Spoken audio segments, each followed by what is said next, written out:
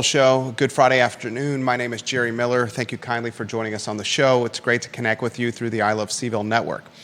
A lot we're going to cover on the program, ladies and gentlemen. We're going to talk, more zoning. This is so crazy. It continues to be the content fountain that doesn't stop gurgling. This content vertical just continues to offer talking points for this show. The city of Charlottesville is going to stand by the law firm that missed a filing deadline that caused a courtroom fiasco and got a lot of people angry and scratching their heads this week. We will talk Gentry Lock on today's show.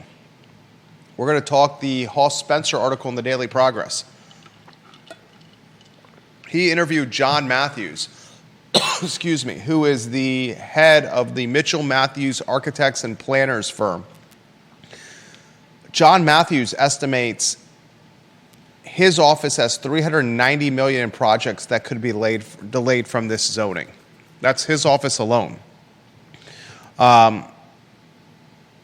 When does this number start approaching or eclipsing $1 billion?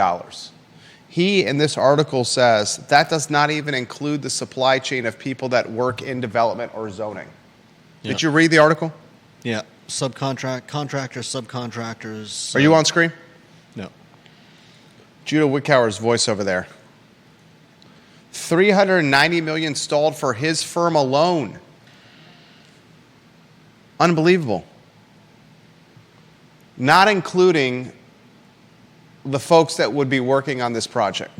Yeah. What is the true economic impact that this zoning fiasco has had on Charlottesville? I mentioned on Real Talk with Keith Smith this morning, either Neil Williamson, the president of the Free Enterprise Forum, Weldon Cooper, or the Charlottesville Area Association of Realtors. It's probably one of those three groups. Maybe it's the Chamber of Commerce. A fourth group should do a thorough analysis on the economic impact of this stalled zoning debacle. What it's doing from a jobs standpoint and an economic engine standpoint. Because if the principal of one firm in town is saying his firm, it's $390 million, what are the other firms and the rest of the supply chain saying? Yeah. And then that analysis, that documentation should be presented to Sam Sanders and to City Council. We may be startled with how high that number is. What's on your brain about this as I'm fighting a throat itch here? Yeah, it's obviously we need to get this settled as soon as possible. I don't know if that's actually possible. Even if Judge Worrell decides to go ahead with this and bring it all back to the bench, do we still have any idea when the outcome to this would be? I don't think we do. It could be another. I mean, it was already going to be another year, right? I mean, how this is just one of the most poorly handled, and I'm by no means an expert on this. Yeah. But I'm just reading the news and talking to people. The city has no consistency with staff, certainly since COVID. We've seen a multitude of city managers, a multitude of assistant city managers, the lieutenants to the city manager, neighborhood development services, multiple directors at NDS, a turnstile in City Hall. We've seen a turnstile with the city attorney's office. Yeah. The insiders call it missing institutional or lacking institutional memory. As a result of that turnstile, the city has had to hire third-party law firms, one Sands Anderson, to help it run the city, another third-party law firm, Gentry Lock, to help it manage this lawsuit where homeowners in Charlottesville City are suing the city over this radical new zoning ordinance. The Gentry Lock firm, perhaps because of the turnstile in City Hall, because no one was managing them appropriately, missed a key filing deadline, which caused a default judgment, which had probably the most pro-housing judge, one of the most pro-housing judges out there, decide to throw out a case. The same judge whose wife is an activist for the zoning code, the same judge who lives in the city and chose not to recuse himself for conflict of interest, despite the zoning ordinance probably driving value for his home. The city could not have had a more ideal judge, and still something as basic as a filing deadline caused the proverbial you-know-what to hit the fan. Yeah. Today we find out that the city is going to stand by the third-party law firm that missed the filing deadline. Despite having an attorney now. Despite having what we hope is a long-term city attorney. One would hope. Is that Mr. Maddox? Let's see. Yeah. Today we have in the Daily Progress Hall Spencer interviewing a known commodity and development in Charlottesville. His name is John Matthews, who's the head of the Mitchell Matthews Architects and Planning firm. And Mr. Matthews, on the record in the media, on a story about the zoning debacle, knowing that City Hall and city staff and city council were going to read what he has to say to Hall Spencer, who's the star reporter of the Daily Progress, and it's not even close. Matthews, and you should be rotating lower thirds that are tied to this on screen. Matthews contends, and I'm reading verbatim from the article, contends that Judge Wuerl's ruling has caused not just uncertainty, but he estimates his office alone has $390 million in projects that could be delayed. He then says to Hall Spencer, a number of people are potentially hurt that really don't deserve to be hurt because of the tardiness of Gentry Lock. He adds that it's not just deep-pocketed developers who stand to lose opportunities if growth is halted. Matthews said the development supports the payrolls at many other white-collar professional firms, on top of the blue-collar working class that work on these projects: electricians, painters, janitorial, windows, HVAC, carpenters, drywall, flooring, roofing, siding, foundation, masons. He highlights the civil engineers, the geotechnical engineers, the structural engineers, the mechanical engineers, the acoustical engineers, the surveyors, the land planners, the urban planners, all the consultants. Yeah. This isn't just the wealthy impacted. This is the working class impacted at a time when the working class cannot face this kind of challenge because the economic environment is brittle at best, vulnerable more realistically. And what's worse is some of these, whether they're engineers, surveyors, subcontractors, some of them can't wait around to just sit on their hands to wait for when they can get back to work, and may have to move on to other projects, which may kill current projects. 100% correct, Judah. And the most damning of this all, an incredibly powerful, wealthy person, land holding, real estate holding person in the city, one of its largest, mentioned to me he will not do anything with the city anytime soon, period, end of story. Yeah. Neil Williamson watching the show, he says it is easily a $1 billion plus direct investment and induced economic impact. What is happening here? 1 billion plus, he estimates it at. Wow. I think the number should be in the news cycle.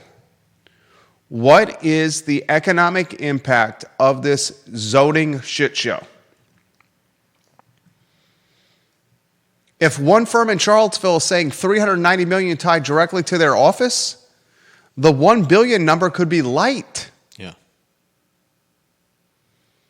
And the most concerning aspect is the lack of confidence or trust. Mm-hmm. And that is very difficult to repair. Yeah. Also very difficult to measure. Is this Weldon Cooper? Is this the Free Enterprise Forum? Is this the Chamber of Commerce? Who would do this estimate? Is this Carr? If I was Carr, the most pro-housing organization out there, and I was the Charlottesville Area Association of Realtors president, I would be commissioning somebody to figure out what the actual number economic impact is of poor decision-making, missed filing deadlines, malfeasance, and malpractice. Yeah. And then that number should be utilized to help stabilize the organization, City Hall euphemism, and help determine the right plan of attack, which is as obvious as I've ever seen of any plan of attack. If John Mannix and Sam Sanders are not being instructed by City Council to go to the plaintiffs and find common ground with negotiation with their lawsuit and get this lawsuit thrown out immediately, then I'd be flabbergasted. Yeah. The path of least resistance is go to the plaintiffs, give them enough of what they want so they drop the lawsuit. Yeah. Definitely. The path of least resistance is not to go to the judge on their knees begging for forgiveness so that they can move forward with a lawsuit that at its earliest would see its time in court in June of 2026. A lawsuit that would, a zoning ordinance that would be unchanged, that is already proven to rankle and piss off many in the city. Help me understand what is happening here, please. Somebody. Because I don't understand the rationale. Yeah.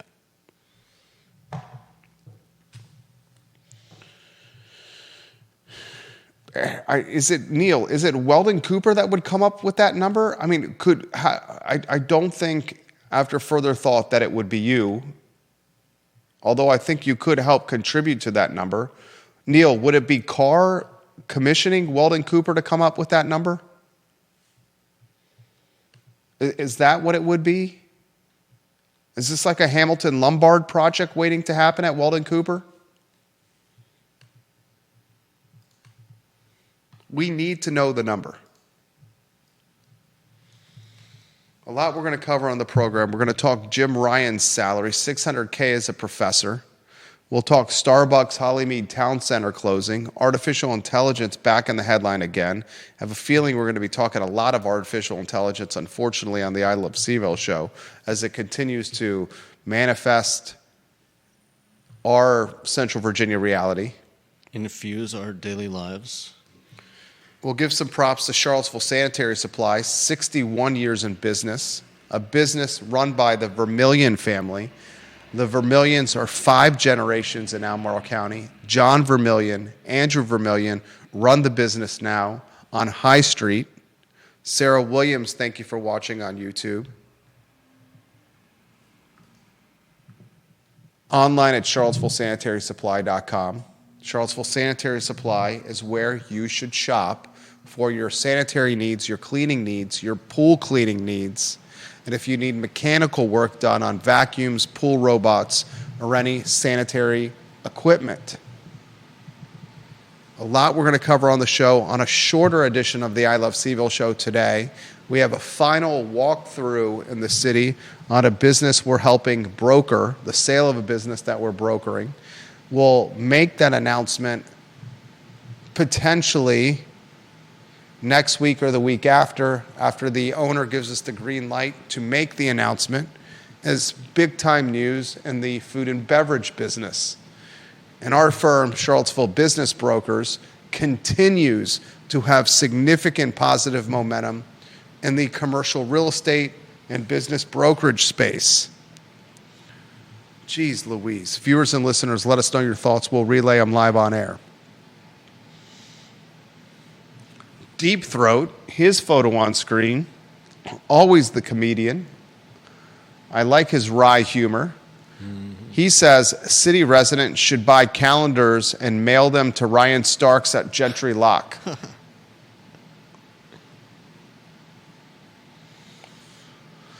Deep Throat says, on the Gentry Lock story, I think the city has stuck with them because they are penny wise and pound foolish. Probably Gentry Lock is doing some of the current work for free because their malpractice created the work.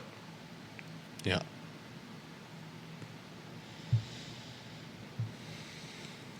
We should see if we can get the Matthews fellow on the show. Anyone know John Matthews of the Mitchell Matthews Architects and Planners firm who spoke to Hawes today? I'd love to get John Matthews on the show. It also shows you the developers who push to have their plans move forward under the old zoning ordinance. They're Nostradamus. These are geniuses. Folks were like, why wouldn't you wait for the new zoning ordinance? There was a contingent, a gaggle of developers who said, no, let's just do it under what the plans we currently have and let's make sure we're grandfathered in. Those people are geniuses. Yeah. They probably saw that, that they could get approved the way the plan currently was, and why wait for an uncertain future? Neil Williamson on Real Talk with Keith Smith this morning says this: in a May City Council meeting, Neighborhood Development Services reported 60 pre-application meetings, 20 applications filed, and just 3 approved under the new zoning ordinance. And Neil's crystal ball this morning predicted that Charlottesville will enact the new zoning ordinance without changes. There will be a lawsuit. The clouds of uncertainty on development will continue for 45 months or more. Because of this uncertainty, you will see a drop in investment in the city. That's huge. And he says the money will follow the path of least resistance. And he says, per Lloyd Snook, discussions with the plaintiffs have currently gone nowhere. It's a shame. Unbelievable. Vanessa Parkhill, Philip Dow, welcome to the broadcast. From a content creator, it's a content creator's dream. Fire hose of... From a businessman standpoint, it's debacle. John Blair's comment I'll get to in a matter of moments. With print, radio, and television watching, John says, don't you think that the architect's comments really put a bow on the true issue with the NZO? John says, how many architects, developers, construction workers, construction company owners, builders, and most especially bankers were truly consulted before the NZO was enacted? Or how many of them were consulted before the city council's actions on Monday night? John says, compare that number, if it exists, to the amount of activists and politicals that were talked to. John says you don't make land use policy for a locality unless you have the buy-in of the real estate, construction, development, and finance professionals. That's whose voice is supposed to shape your land use policies, the people who actually produce housing. Great points. Instead, what they did was listen to livable Charlottesville. That's who deserves a lot of the blame here. Actually, I take that back. Here's an unpopular statement. You know who deserves a lot of the blame here, if not all the blame? City council. Nope. No. Take it a step further. Go ahead. Who do you think I'm going to say? It's not the group most to blame is not Livable CVille. They're second. City council is third. Staff is fourth. You know who's most to blame here? You're going to say Sam Sanders? Voters. Voters. Who voted these folks into office. Because what's all said and done, 5 councilors have to manage a city manager who then manages staff. Those 5 councilors have to manage a city manager who's overseeing third-party law firms. And those 5 councilors have to determine whether they're going to get bullied and influenced by activists instead of listening to learn by finance professionals, developers, real estate professionals, and the people that are actually in the field doing the work. We, the voters and taxpayers, greenlit or voted these folks onto the dais. I see what you're saying, but did any of them run on a new zoning ordinance? Every single one of them ran on housing in some capacity with their platform. Okay. Give me a council candidate since COVID who's run on a platform that's not housing. I'll ask that question for the viewers and listeners and correct me if I'm wrong. Give me a council candidate that's run on a platform that's not tied to housing. I'll take it a step further. But therein lies the problem. If all of the candidates are running on housing, is it still the voters' fault for Touché.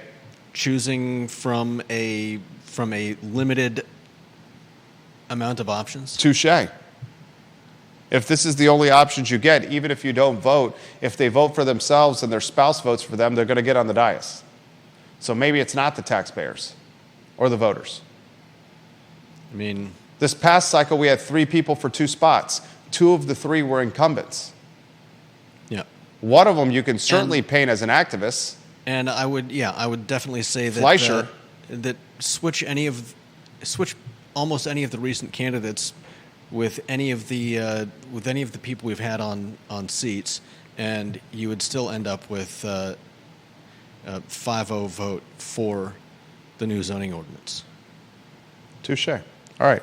Then I'll shift the most culpable here to either the bullying lobbying group Livable CVille or the susceptible to the bullying and lobbying city council. Yeah. Who's most to blame? I mean, ultimately, I think you've got to lay it at the council's feet. You laid at the council's feet. That if this study, Neil Williamson's put up straight up in the comments, this is an over $1 billion impact on the city. Yeah. Someone should pay Weldon Cooper to do this study. Do we really want to spend more money? What's that, 20, 30 grand?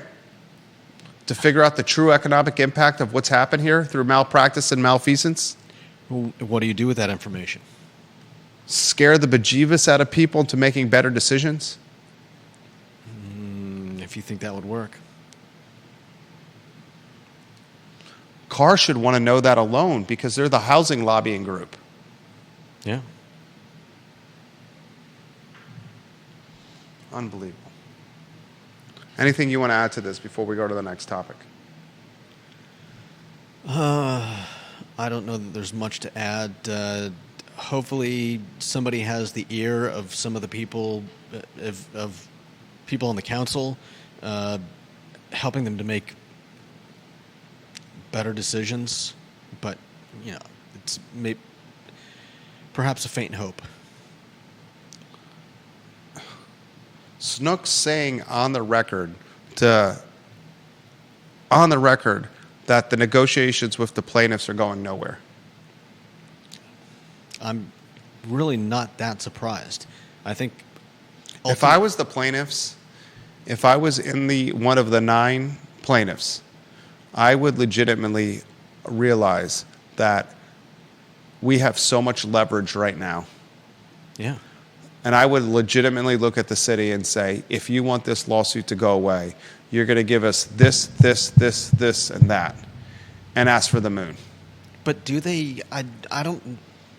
Unless the plaintiffs are hemorrhaging from a legal bill standpoint.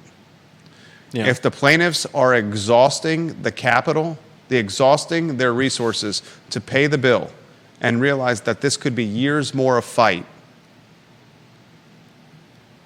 if that's the case, then they can't go balls to the wall with the negotiation. If they're set on money or have outside funding or other people contributing outside of the lawsuit to this endeavor, Yeah. which perhaps is the case, Yeah. I would bet, yes, that's the case. Then I would realize, if I was the plaintiffs, that I have the leverage here, and I'm going to ask for what I want. Because do you think the judge is going to offer the city grace for the misfiling deadline and say this can move forward? I don't really see it happening. I don't see that happening either. Do you, viewers and listeners? But I'm also not sure if the plaintiffs want anything other than to see the zoning ordinance go away. I'm not sure if there are any appeasement measures that the city could take, any changes they could make in the zoning ordinance that would get the plaintiffs to say, okay, we can go with that. I kind of feel like they just want it gone, and they're willing to stick to it until that happens. I don't know. Story that will not go away. Next headline. Put it on screen. What do you got, Judah? And we should give some love to Sir Speedy. Conan Owen, Sir Speedy of Central Virginia, is locally owned and operated. Conan Owen is a Darden graduate. He's a very astute businessman, fantastic in business development, Conan Owen. If you have a logo and you want to see your logo in various applications, then Conan Owen and Sir Speedy are who you call. Sir Speedy of Central Virginia. Next headline. Is that Jim Ryan? Yep. $600,000? Set the table. The wonderful reporters at Cavalier Daily. Cavalier Daily's been doing a good job. They have. They got a look at former UVA president Jim Ryan's employment contract and found that in the event of him leaving, in the event of him resigning, there were, I believe, clauses for getting fired with cause, fired without cause, and resigning.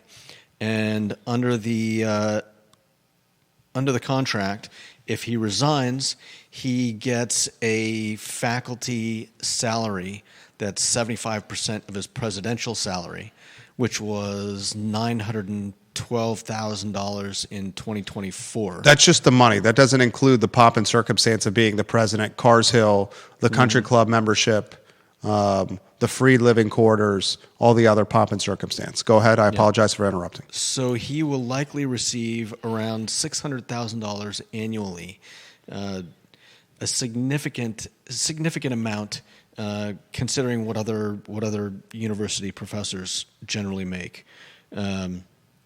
He's also got a ton of paid sabbatical leave. I believe 2 months for each 12 months of service as the president. And I think he also gets in the interim, he also gets a staff. In a public release, the university announced that Ryan would take a sabbatical after stepping down. He will still be entitled to receive his presidential salary and benefits during his time away on sabbatical, and will be entitled to an office, staff support, and an annual budget of $50,000 for research and travel expenses during the sabbatical. Jim Ryan ain't hurting. And as I believe we know by now, he is currently working as a professor In the law school. Yeah, Jim Ryan ain't hurting. not hurting at all. Everything you know now, if you had the opportunity to step into Jim Ryan's shoes before he took the UVA job, would you have taken the UVA job? with the benefit of hindsight, and hindsight includes this transitionary job and compensation, but it also includes all the stress and a lot of the stuff he went through, there was no precedent for.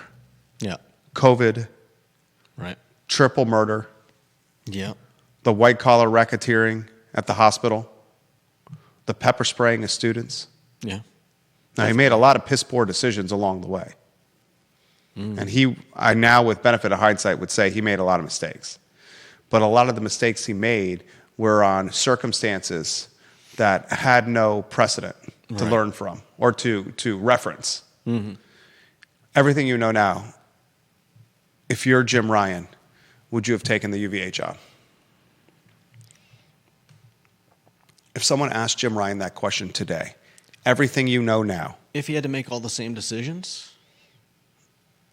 if he had the choice, if he had Doc Emmett Brown, DeLorean and the flux capacitor, with Marty McFly driving the DeLorean, and he set the flux capacitor to, when did he take it?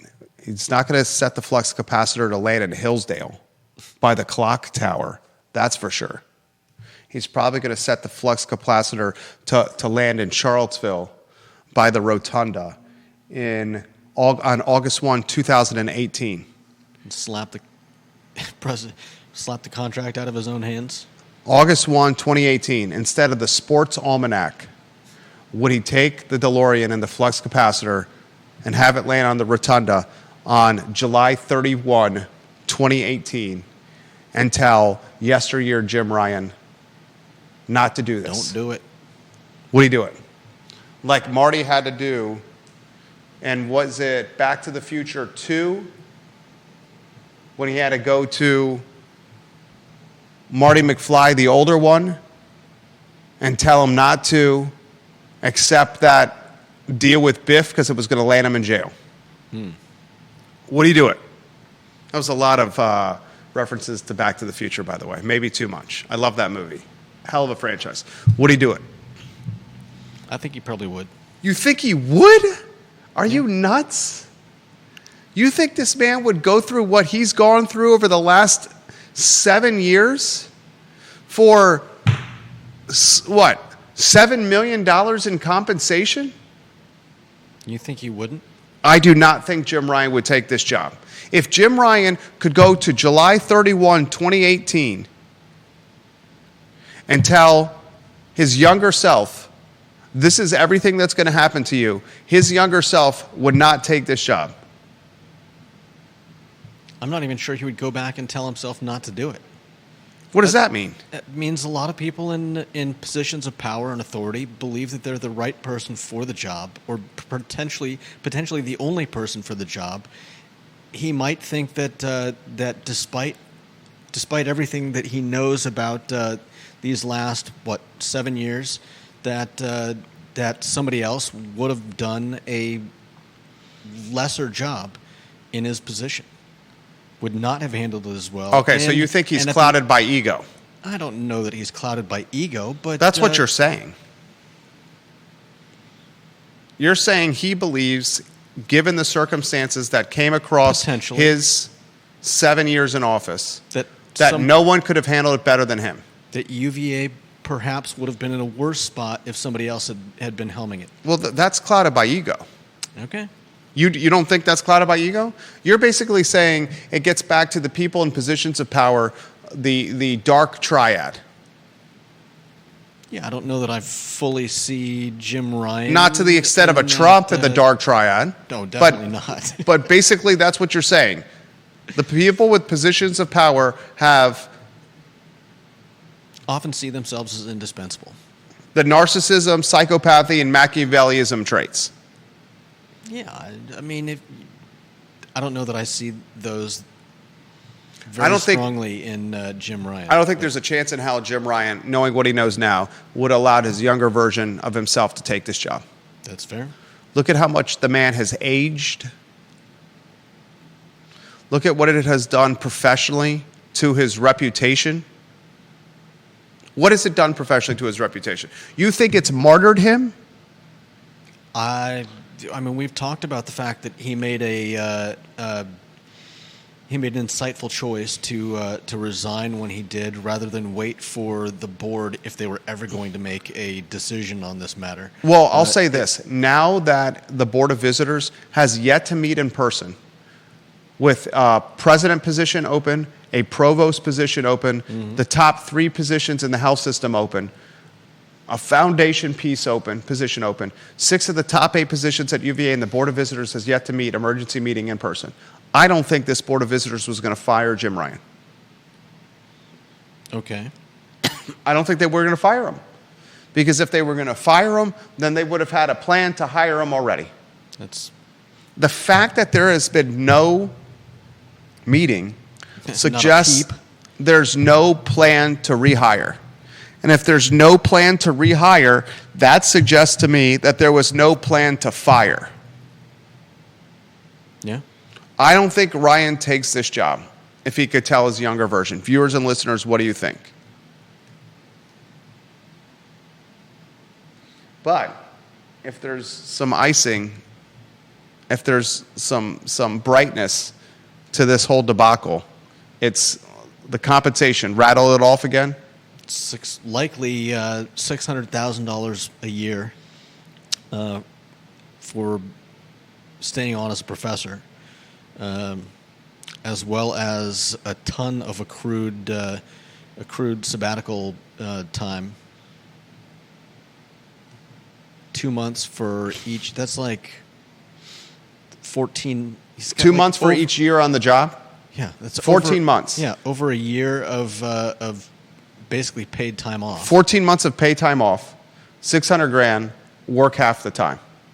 And while he's on sabbatical, he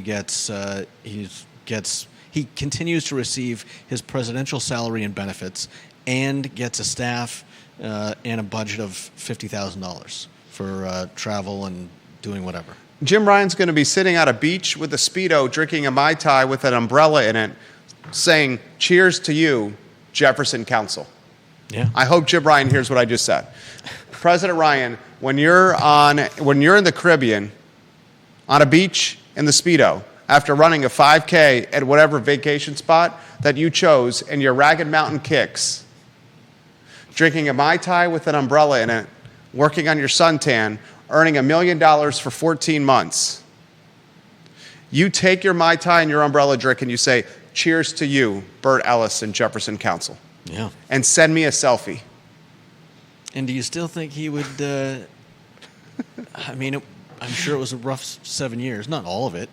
Dude, it was a miserable 7. Not It all started of it. okay. Yeah. It started in August of 2018. It went really well from August 2018 until what? March, April 2020 when COVID started. Yeah. And from March, April 2020 all the way till But okay, July 11th, 2025. I don't know if you can include the the COVID. You don't include the Because if you were to go back in time and tell yourself to do something else, whatever you do, you're still going to have to deal with COVID.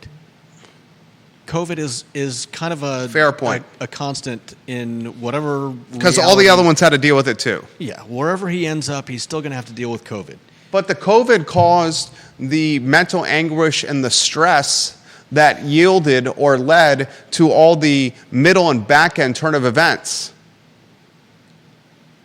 Remember during COVID, the hospital system was basically shutting down from, was it elective surgeries? The surgeries that the patients chose to do that were non-life threatening? Yeah. The surgeries the patients wanted to do that were non-life threatening surgeries, how the hospital system made money. That's their bread and butter, their best profit margin. But they survived. The mental anguish of COVID and the pandemic, what did that have to do with, how did it impact the triple murder in any capacity? And a murderer's reasoning, a man's reasoning or decision-making to kill 3 classmates. The triple murder, how much did that, pandemic, COVID, how much did COVID amplify activism? How much did it amplify activism pro-Palestine? Activism, you have to give me activism incredibly gained momentum post-COVID. than pre-COVID. But just because something happens after COVID doesn't mean we can necessarily assign COVID as blame for that change. Respectfully disagree. Pandemic and COVID will eventually look back in hindsight, maybe it's a generation from now, as having a significant impact on human behavior.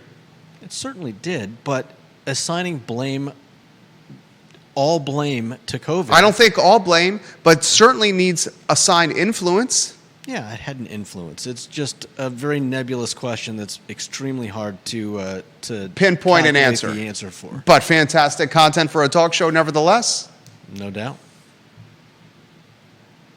John Blair. Jerry, I think you're correct. Nobody would have taken the job given what we know now. Jim was an ed dean at Harvard. I bet he was making a nice salary there. Would you like a 30 to 35 hour a week job making $300K or the last 7 years of Jim's life? I wouldn't want the last 7 years of Jim's life. He's 100% right. I would not want the last 7 years of Jim Ryan's life. President Ryan, we hear that you watched the program. Please send us the Mai Tai photo. The photo with you in the Speedo drinking a Mai Tai with an umbrella in it on a beach as you get on your phone doing a 5-second video saying cheers to you, Bert Ellis and the Jefferson Council, while you're earning $1 million for the next 14 months on sabbatical. That would be fantastic. I got to walk through at 1:45. I need to leave here shortly. What headlines do we have left? Starbucks? Yep, Starbucks closing. Hollymead Town Center Starbucks. We have a comment by a viewer and listener that I trust that I want to read on air. This comment is from Margie King Collins. The Hollymead Town Center Starbucks told me yesterday they were closing due to increasing rent. There you go. Margie King Collins, I did not know that. Neil Williamson also says the Hollymead Town Center Starbucks has no drive-through. The majority of what Starbucks stores, excluding airports, is drive-through. That's 100% true. 100% true. Neil Williamson. And that whole area is not very walkable. That area is bananas. I try not to go north of Barracks Road. Yeah. Literally, I do not go north of Barracks Road. I mean, I only go up there if I have got to go to the airport. Neil Williamson says, on the economic analysis impact, that is this issue moving too fast for such an analysis to happen. It's a great point. Okay. How would you do an estimate like that? That's a question for Deep Throat. How would you do an economic estimate like that? That's above my pay grade. I have no idea. Chris Fairchild, hello. Dr. John Shabe, hello. Greer Ackerback, Tom Powell, Scott Thorpe, Ray Cadell, welcome to the broadcast. Counselors, supervisors, welcome to the broadcast. I don't know. Margie King Collins just confirmed on the show that she spoke to the Hollymead Town Center Starbucks staff yesterday, and they said they're closing because of escalating rents. If that's not a microcosm for food and beverage, what is? Especially as we pointed out the other day, places like Scottsville, where the poor restaurateurs are getting double the meals tax. By double meal tax. Town of Scottsville meals tax and Albemarle County meal tax. No wonder nothing stays over there. Yeah. Next headline, what do you got? Which is also a testament to Tavern in the James and James River Brewery staying there for so long. Yeah. Next headline, what do you got? Although James River Brewery, I believe, does not serve food. I've never seen food there. I've seen food trucks there. Yeah. Next headline, what do you got? We've got John Reid sounding off on his education stance. This is your headline. The whole GOP is in shambles. It certainly is. But compare John Reid's stance on education to his opponents. John Reid is firmly in the Glenn Youngkin court of saying that the parents aren't the problem; they're the foundation, and we should treat them that way. He thinks that families deserve full visibility into what their children are being exposed to. He wants to put learning first again. Wants to put first and foremost teachers, high quality instruction, and he's against political litmus tests in schools, by which I think he means virtue signaling. He wants to restore discipline and safety in classrooms, bringing back SROs, clear, consistent consequences for students misbehaving, and an end to equity grading, where we actually get back to a system where a grade means something. Look, which I really appreciate. There's a staff member on John Reid's team that legitimately is texting me every single day to get John Reid on the show.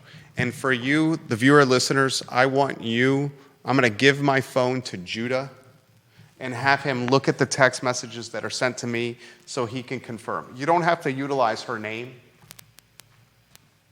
Just want me to read some of them? No, just scroll through and look at the times and the days. I am legitimately getting a text almost every day for John Reid to come on the show. I still am bitter. Oh my goodness! That it's almost overwhelming what's 4 happening. photos, 7 photos, 7 photos. Yeah, every day. I'm bitter that what the Reid campaign did when they reached out to us, begged for a time slot on the I Love CVille show. And then when things got bad, when he was being sextorted by the Youngkin camp, backed out with less than 24 hours notice after we'd promoted the interview for about a week. It made me look bad and it angered me. And yes, perhaps I'm holding a grudge. Okay? Yes, perhaps I'm holding a grudge. And that's why he hasn't come on the show. I will say this. A lot of what John Reid stands for, I 1,000% embrace and also stand for. Everything you just rattled off with Virginia Public Schools, I completely agree with. Yeah. This candidate, John Reid, if it was any other election year, he would have a very, very, very, very, very good chance of winning. Yeah. However, he's running at a time when Donald Trump has alienated Virginians and much of the Commonwealth, in particular the Northern Virginia voter base, with his Department of Government Efficiency cuts.